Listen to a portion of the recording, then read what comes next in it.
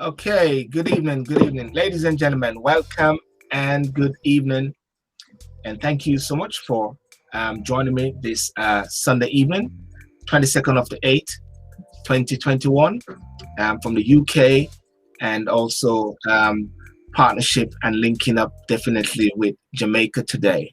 Uh, I know Jamaica is going through a period of lockdown, and but at the same time, with the advent of social media, we can travel the world and we can still have a lifestyle of on lockdown, whereby we can touch base with persons all over the world.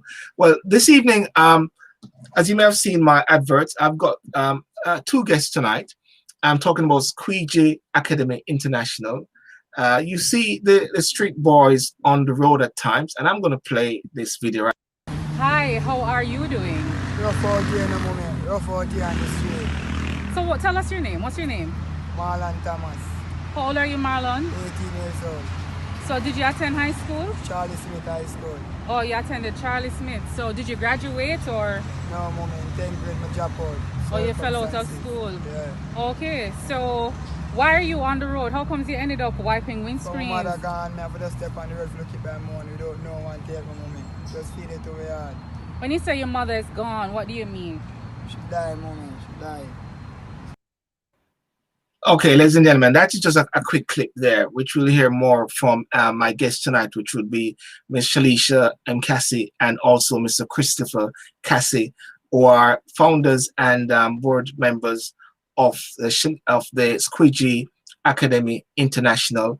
I'm going to go straight into it and try to show as to how what they're doing, as to how you can support it, the vision behind it, and how they're doing it to empower Jamaicans. So from the diaspora perspective, I'll just bring in my guest this evening. First of all, I'll bring in Sheleisha Kassie. Sheleisha, how are you doing? We know we had some Wi-Fi thing earlier, but I'll see if she can. Hi, Sheleisha. Good evening, everyone. I am SYLBOURNE. Thank you so much. Fantastic, fantastic. Yes, I know we're having a. I can hear you. I can hear you. We're going to have some slight delay, but nevertheless, still we'll persevere and go through at the same time. Okay. And while Sheleisha is there, I've also got Mr. Christopher Kassie. How are you, sir? I'm fine. Well, the good thing about it is that I'm not getting a delay from you as well, from you. So that is good. So wherever we have a shortfall with Sheleisha, we can pick it up from yourself. Am I correct? Yes. Yes, I'm fine. Fantastic. Now, Sheleisha, and I'm going to let you speak for a bit. So I'm going to ask a question. And ladies and gentlemen, thank you so much for joining from wherever you are, those on Facebook and those on YouTube. It is not on Instagram tonight. Even though I'm going to put up a little sidekick so where people can listen in. But what I'm going to do is ask Sheleisha if she can talk about what the vision is about Squeegee International, Squeegee Academy International. And, all right. So go ahead. The objective and the vision is for us to give these young men who wipe windscreens at stoplights an opportunity for a second chance, and also for them to get a chance at their personal vision. You know what I mean? We are going to be training them in skills such as painting, masonry, mechanic, carpentry, and there's one more. Did I say painting? All right. And then we're looking at social development, mentorship, conflict resolution, sports and culture, all of that. Because when we look at the diverse reasons that they're on the road, they have so much potential, and we just want to give them the opportunity to see the potentials through. Yeah. Thanks for that. And Christopher, what's your take on it, sir? For years we have been traveling the streets of Kingston and St. Andrew, and we have been seeing these street boys. I mean, some of them They have actually grown up by the size of their vehicles, and seeing them on a daily basis and extending a little money here and there, we realize that it's not enough. And so in 2005 or 6, Sheleisha started a program through the Rotary Club of Kingston and St. Andrew. And she actually was teaching some of these boys, and she saw a tremendous change in their demeanor. And so after a while, we decided that, listen, let us take it another step. Let us create an academy where we will not only look at skills, but look at reorientating the minds of these boys. Let us try and develop their minds for them to contribute more to society. And this is where the vision started, and we are now here. Yeah. Sheleisha, over the years in Kingston and in Jamaica, I'm from Ocherius, but I do recall when I used to be in Kingston and along Waterloo Road there, Trafalgar Square, near Devon House, you saw these boys. Now, they're coming from all different backgrounds. Are we cognizant of the backgrounds that they're coming from? And what is their view? Are they amenable to it? Are they keen on this, taking them away from this quick cash? All right, so for the younger ones, there's an agency called CDA here in Jamaica. They do investigative research on the background of the young men, you know, their families, what are the reasons they're on the road.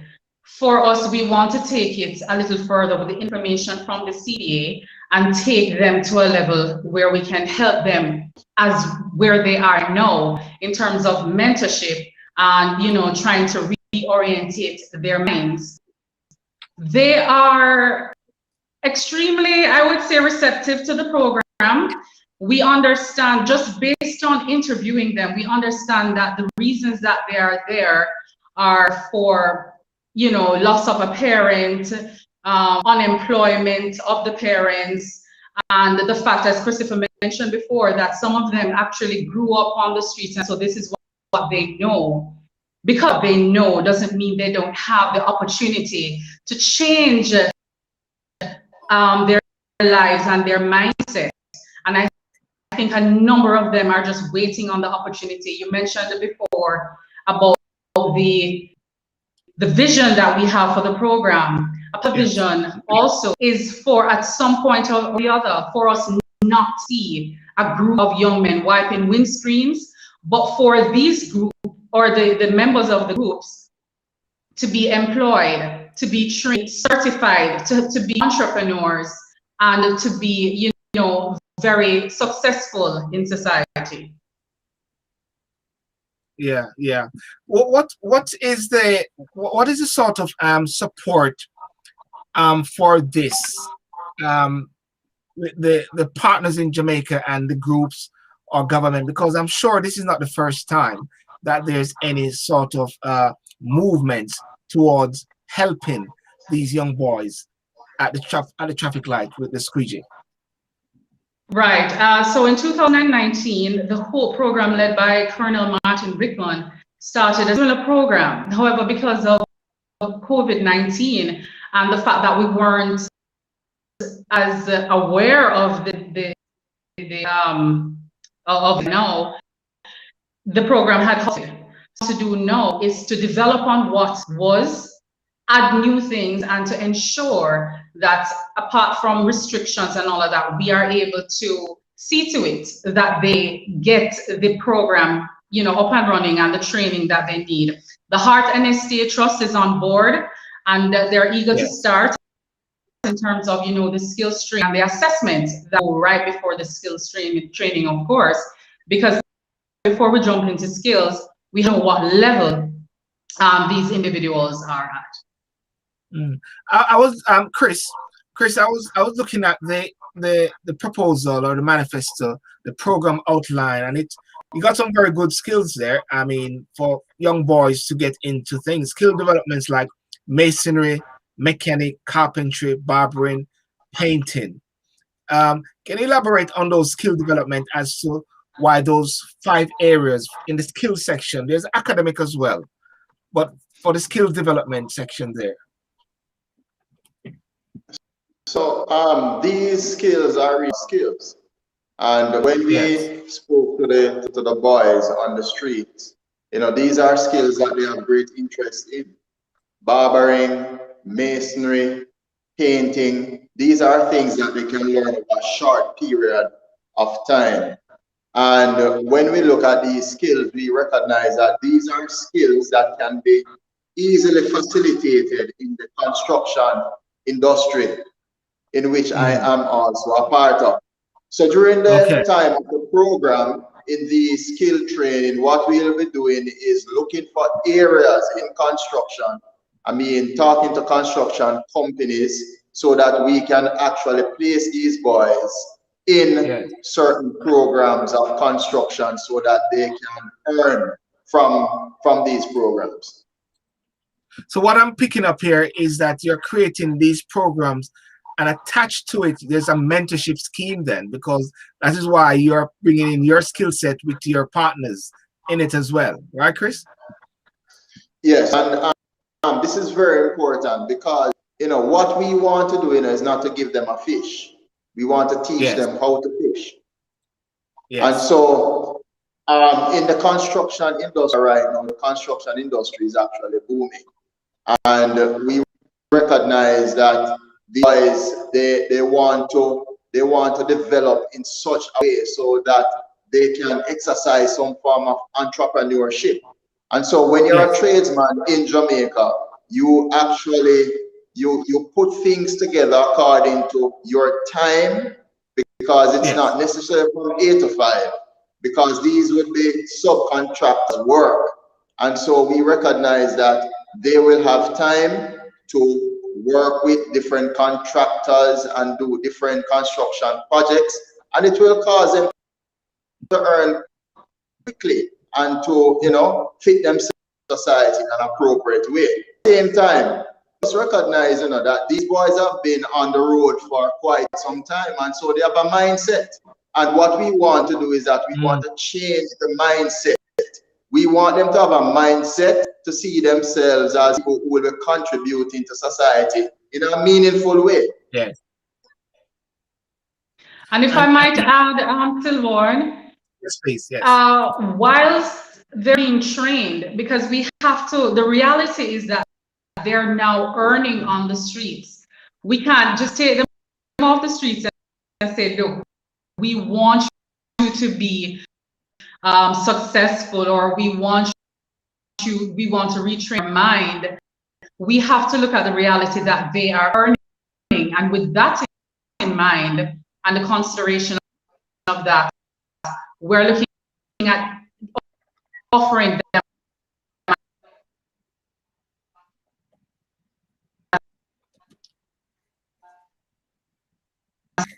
so what close to or just about what they're earning now. So they're stipend weekly in the range of what they're now.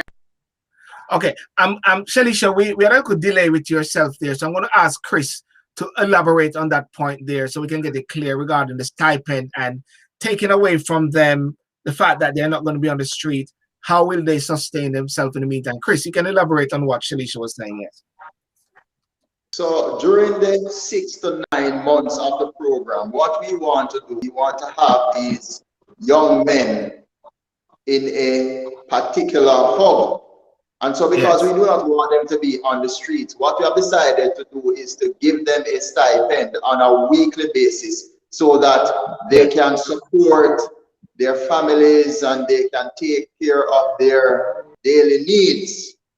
And so with this type of facility, we recognize that they would not have any need to go back on the streets, because we just don't want to deal with their physical needs. You know, we also want to deal with their mental and psychological needs, because we recognize that as human beings, we are psychosomatic.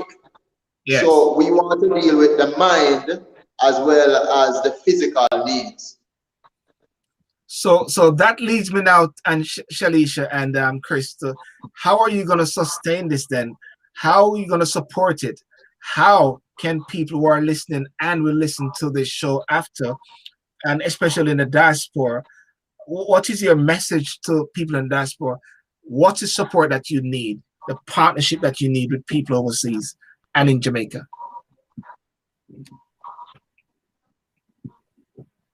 I think I'll go for... All right, I can start, and you can tell me if I'm having a delay now. Am I having a delay? We're okay. We're okay. We're good. We're good. We're good.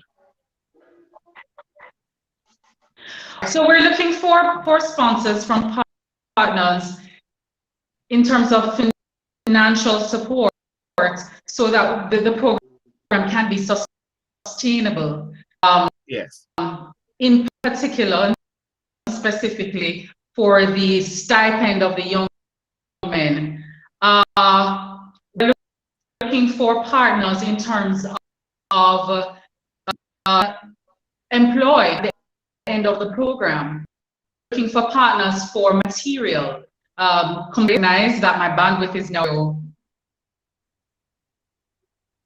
Yes.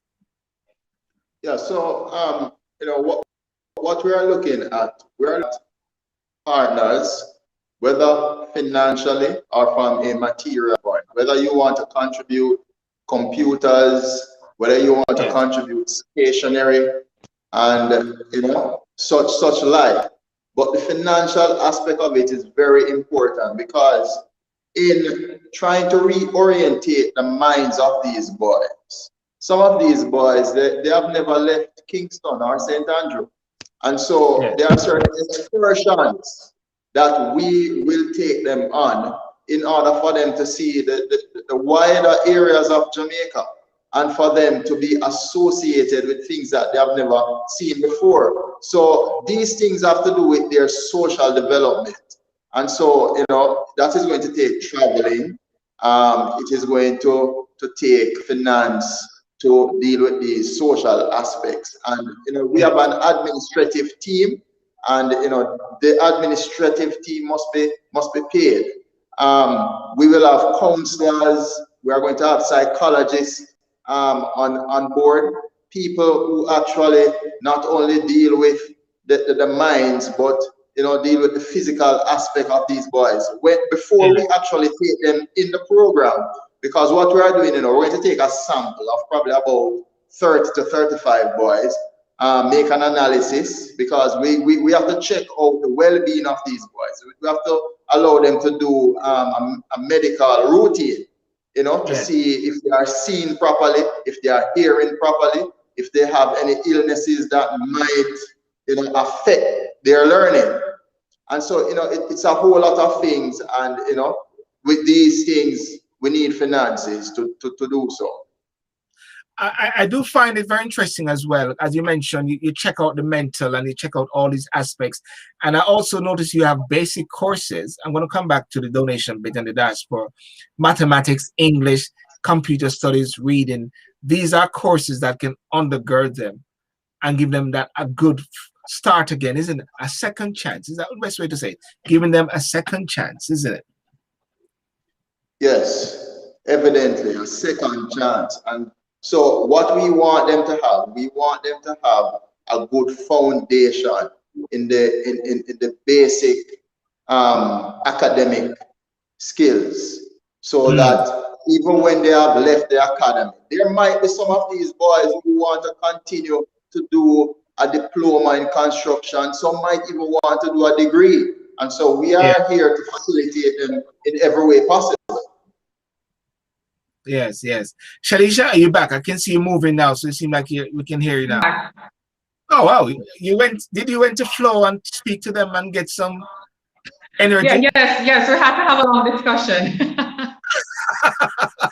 Well, I'm glad.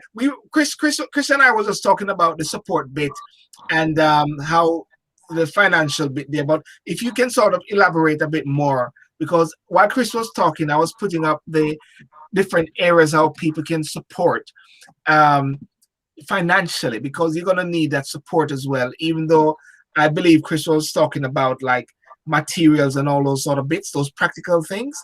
But then you Yeah. need that financial support. So if you can talk about the financial support, and where you're seeking those from, yeah.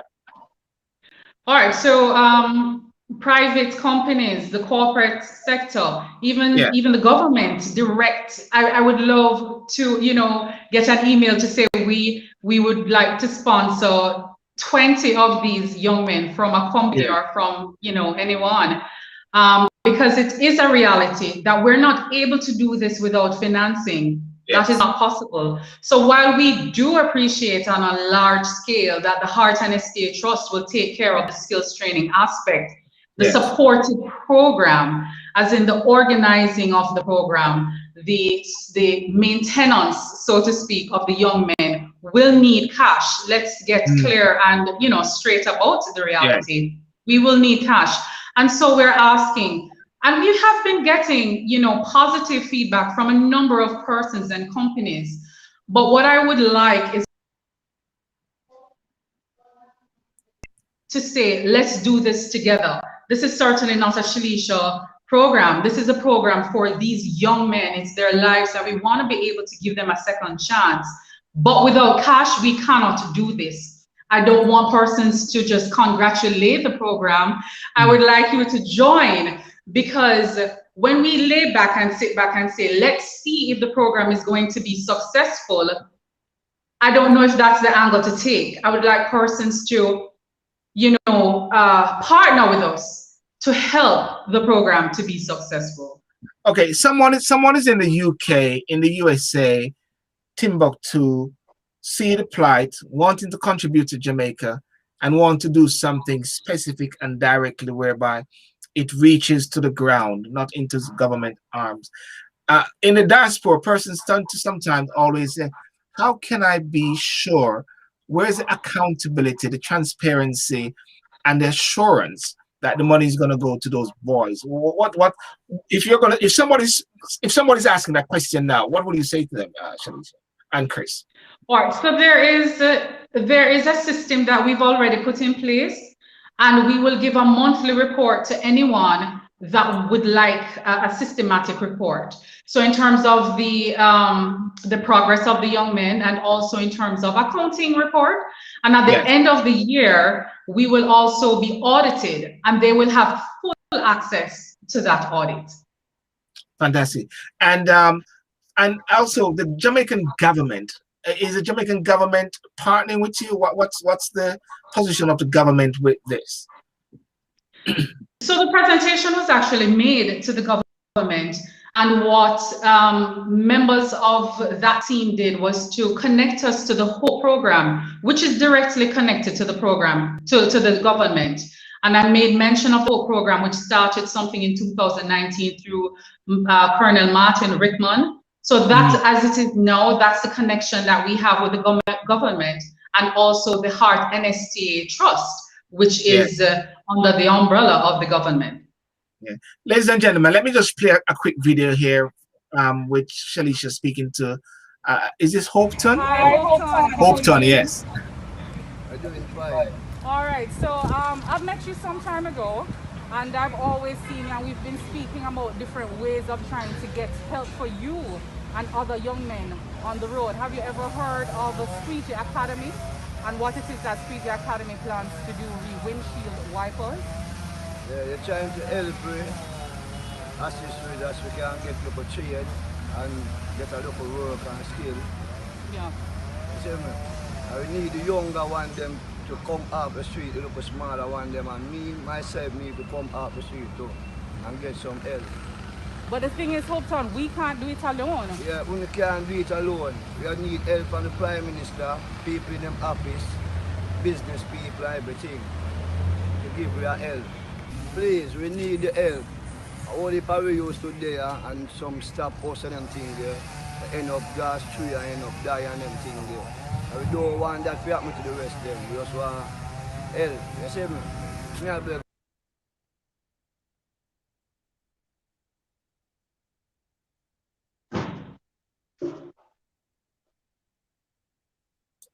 My mic was muted. My apologies. I start again. You have had the conversation with these guys. I've seen a couple of the interviews.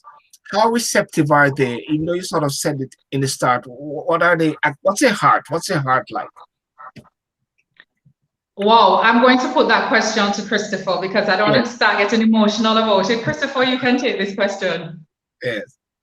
Yeah, let me tell you, these boys and young men on the street, they are very receptive to the program. In the sense that when you speak to them about the program, they want the program to start like no. They want to get off the street. When I speak to a lot of them, some of them want to be entrepreneurs. Some of them, they want to get into buying and selling. Some of them, they want to get into construction. And so they know that they are very vulnerable on the street. And so they want to get off the street. They want to be in such a place where they can grow, where they can help their families in a better way. And not only that, they want to not allow any other boys to get on the street again. And they want to create a lifestyle where they can have a testimony to share with boys that are coming from a deprived situation to say that, listen, it is not where I start, it is where you want to be, and it all begins in the mind. And so, you know, they are waiting on us. As a matter of fact, every time we pass, they ask us when the program is going to start. So they have an expectation, and that's what is good. They want to be helped. And let me just add, one of them said he wants to be stopped. He wants persons to stop calling him wiper boy. So just to give you an idea of the fact that it's not that they really love being there, but just because of circumstances. So therefore, these are young men who have vision and ambition. You saw the video I did this morning while I walked in the park.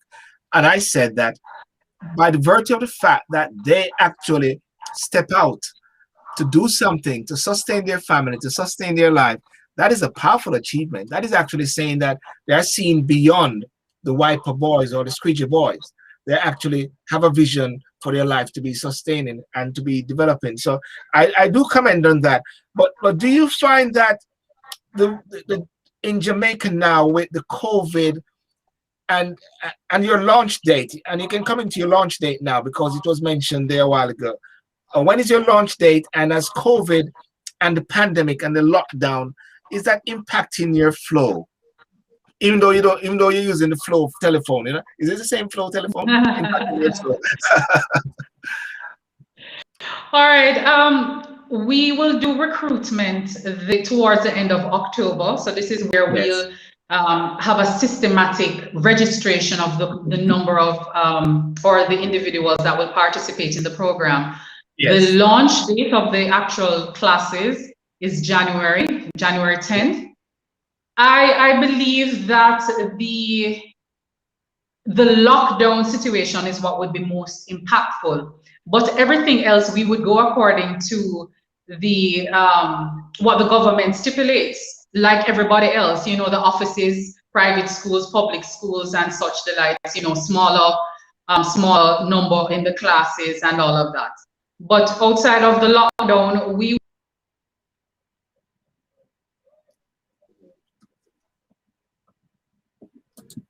outside of the lockdown. Chris, if you can pick up on that point there.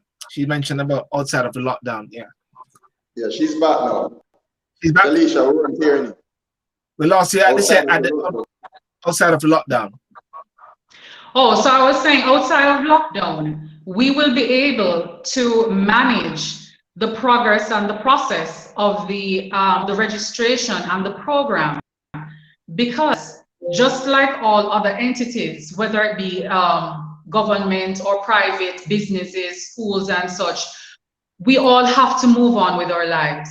And with that in mind, they are part of the list. So we will proceed with whatever announcements are made by the government, and the restrictions, we work with the protocols, of course. But outside of lockdown, we're pressing forward. Okay, good. And now tell us now, what sort of links have you had in the diaspora? Have you got persons who are working in the diaspora partnering with you to sort of move the movement forward? Have you got liaison persons? Yeah. Yes, so we have hands-on persons or liaison to the diaspora. It's I must be honest, it's a little slow moving, maybe because everybody has to know about the program, has to kind of warm up to it. So we're making different presentations and waiting on positive feedback from the diaspora. Okay, good. And finally, tell us about Chris. Chris, so what do you do in Jamaica? All right, but that's a very good question. I'm a civil engineer. Yes. And been practicing construction for the past 23 years. Yeah. And so the National Housing Trust, it's one of the entities I've done several projects with over the years, constructing housing solutions, looking at infrastructure development, roads, drainage, and and so forth. It's very good here in Jamaica. For that reason, I have a great contact with people of the sort that are on the streets, because on construction sites, when you have a man that leaves prison, that's the first place he can get a job as a laborer. Yeah, get a look and at so, yes, so I interface with these people on a daily basis. I speak their language, and I know their mood, their emotions. And so from time to time, when I start to speak to these street boys, it's not a problem for me, because it's something on a daily basis. And not only that, I have them at heart. I have them at heart because I know that the greatest resource that we have in Jamaica is our human resource. And these guys are very talented. The only problem is that most of them, they have not gotten the opportunity that I got and others got. Chris, I saw a couple occasions in Jamaica whereby the star might bring up somebody who is looking for a job, or maybe he's doing something else. And I remember one particular guy, I think he wanted to work, he's a civil agent or a civil engineer. And I think people reached out to him just by virtue of the fact it was in the star. And it is very clear that mentorship is a key factor, whereby these persons can link in with persons who can give them a heads up, a hand up. I'm trying to say, send the elevator down. Because when the story is broken all over the news, everybody's reaching out to that one person. And everybody's saying, hey, what's going on? There's a link. There's a link which is missing, isn't it? And that's very important. And that is why the mentorship program is a significant part of this program that we're having. Prior to COVID-19, I was asked by the British Embassy to participate in a boys mentorship program, and that program was going quite well. It's just that COVID kind of affected it somewhat. And let me tell you, these boys, who most of them, they do not have a father. Their fathers probably are deceased. And so when they have like a male figure to actually look up to, a male figure to guide them, it's very significant in their lives. And this is what we want to do. All right, we want to get these boys not only skills, not only academic development, but we also want them to have people that they can look up to, people that they can learn from, and people they can get guidance from in their development.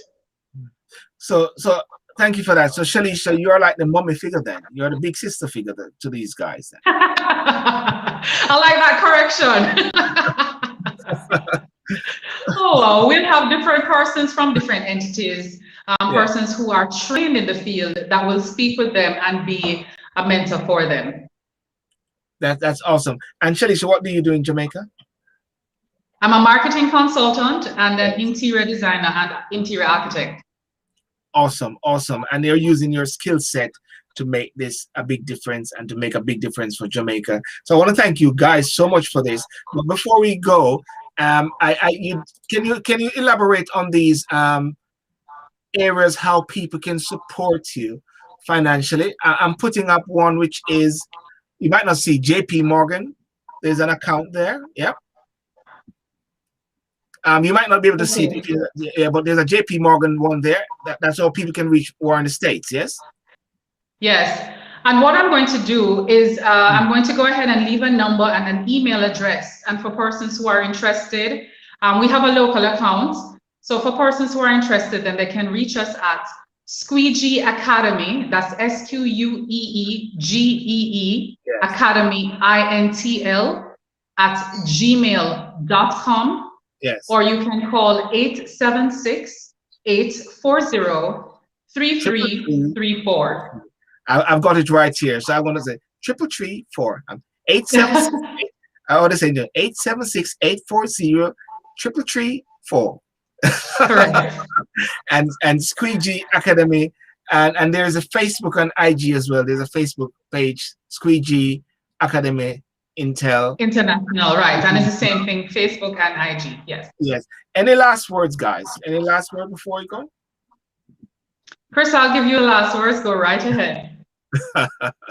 You know, in our society today, we recognize that it seems as if we are failing somewhat when it comes on to the male gender. And what we need to understand is that the boys, they are so important in our society, and we need to facilitate them as much as possible, because these boys, they have children, although they're on the street, you know, and you know they don't really have the resources. They have children, and what we want to do is we want them to become a natural mentor to their children, that their children will not find themselves in the situation that they are currently in. And the only way we can do this is to facilitate what we are doing in the academy, so that we can affect the next generation in a positive way. And so this will also affect the Jamaican economy in a positive way, and also reduce criminal activities. That's a very powerful point there, you know, whereby you are helping them to help the future at the same time and to help their children. Yeah. Correct. Well, let's meet Marlon briefly before you go. And here's Marlon, ladies and gentlemen. Hi, how are you doing? So what, tell us your name. What's your name? How old are you, Marlon? So did you attend high school? Oh, you attended Charlie Smith. So did you graduate or? No, Oh, you fell out of school. Okay, so why are you on the road? How come you ended up wiping windscreen?